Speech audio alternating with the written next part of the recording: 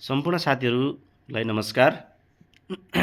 तपाईहरु पनि लोकसेवा आयोग लगायत प्रतिस्पर्धात्मक परीक्षाको तयारी गरेर बसिरहनुभएका छ भने हामी तपाईहरुको सहजताका लागि योजना विशेष केही कुराहरू छलफल गर्न गइरहेका छौं।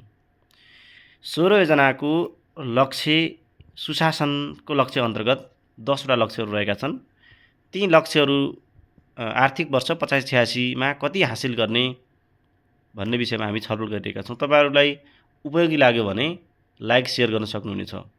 सुरुमा रहेको छ विधिको शासन सूचकाङ्क।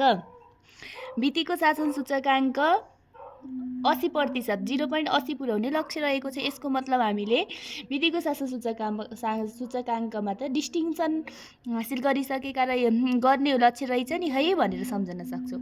अनि 2 नम्बरमा विद्युतीय सरकार विकास सूचकाङ्क। विद्युतीय सरकारको विकास त भएको छ, भर्खर हामी सुरुवाती चरणमा छौँ। फर्स्ट डिभिजन 60% भनेको फर्स्ट डिभिजन मात्रै हो। त्यही भएर विद्युतीय सरकार विकास सूचकाङ्क 0.600 पुर्याउने लक्ष्य रहेको छ भनेर सम्झन सक्छौँ। अब त्यसपछि रहेको छ विश्वव्यापी प्रतिस्पर्धा सूचकाङ्क।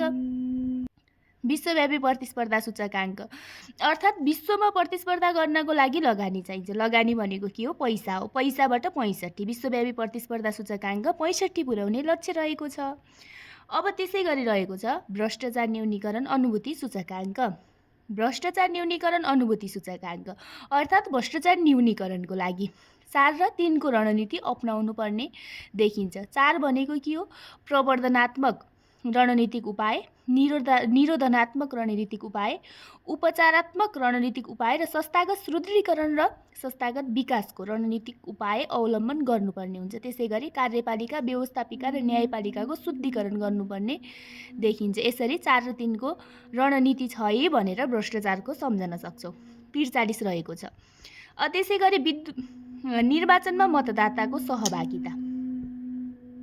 निर्वाचनमा भोट हाल्नको लागि हामीले के गर्छौँ?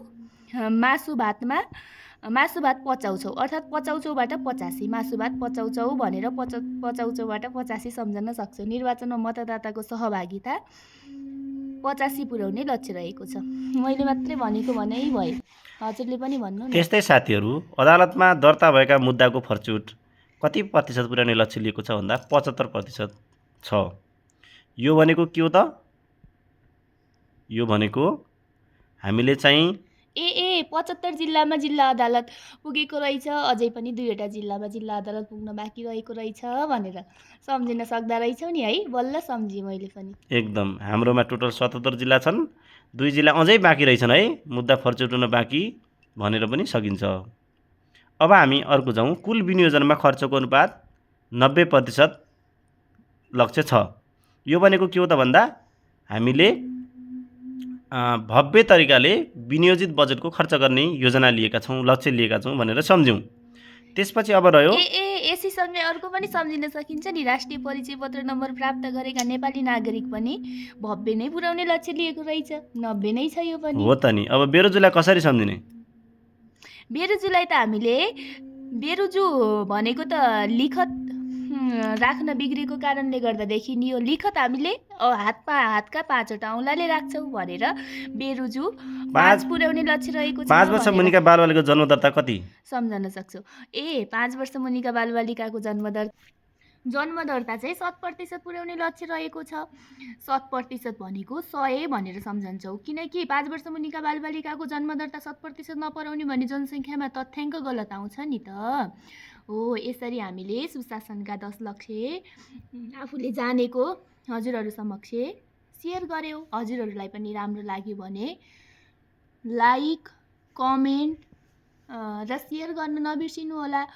16 योजनाको जम्मा परिणात्मक लक्ष्य चाहिँ 40वटा हुन्। सुशासनका 10 थिए, सामाजिक न्यायको पनि 10 हो र समृद्धिको चाहिँ 40 हो। हामीले चाहिँ अहिले सुशासनको 10वटा परिणात्मक लक्ष्यहरूको तरिकासहित हजुरहरूमाझ पस्किने जमर्को गरेका छौँ। हुन्छ त साथीहरूलाई हामीले प्रस्तुत गरेका विषयहरू सम्झनाका लागि मात्रै हो भन्ने बुझिदिनु होला। जस्तो लाग्यो त्यस्तै प्रतिक्रिया दिन नबिर्सिनु होला। आजलाई हामी छुट्टिन्छौँ। धन्यवाद। यहाँहरू सबैले हेरिदिनु भयो। त्यति नैसम्मका लागि धेरै धेरै धन्यवाद।